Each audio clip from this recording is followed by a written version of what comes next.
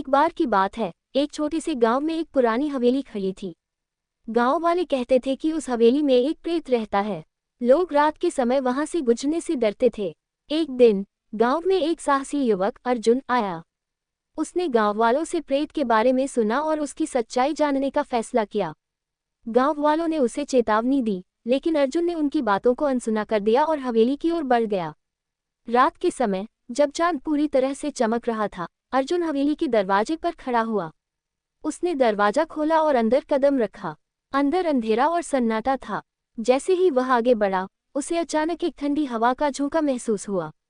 अर्जुन ने हिम्मत जुटाते हुए कहा, यदि तुम प्रेत हो तो मुझसे सामना करो। तभी अचानक एक धुंधली आकृति उसके सामने प्रकट हुई। वह एक महिला थी जिसके चेहरे पर दुख था। महिला ने कहा, मैं इस हवेली में कैद हूँ। मेरी आत्मा को शांति नहीं मिली क्योंकि मैं अपने अधूरे काम को पूरा नहीं कर पाई। अर्जुन ने उस महिला की कहानी सुनी।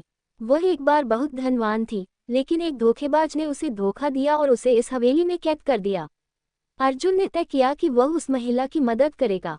उसने गांव वालों से मिलकर उस धोखेबाज के बारे में जानकारी जुटाई। अंततः उसने उस धोखेबाज को खोज निकाला और उसे गांव के लोगों के सामने लाया। गांव वालों ने मिलकर उस धोखेबाज को सजा दी। जैसे ही उस व्यक्ति को सजा मिली, प्रेत महिला की आत्मा को शांति मिली। वह मुस्कुराए और अर्जुन का धन्यवाद किया। उसकी आत्मा ने हवेली को छोड़ दिया और हवेली अब शांत हो गई। गांव वालों ने अर्जुन की बहादुरी की सराहना की और वह गांव का हीरो बन गया। इस घटना के बाद गांव में न केवल शांति लौट आई, बल्कि लोग अर्जुन से प्रेरित होकर एक दूसरे की मदद करने लगे। इस कहानी से यह संदेश मिलता है कि साहस और सहानुभूति से किसी भी समस्या का समाधान किया जा सकता है।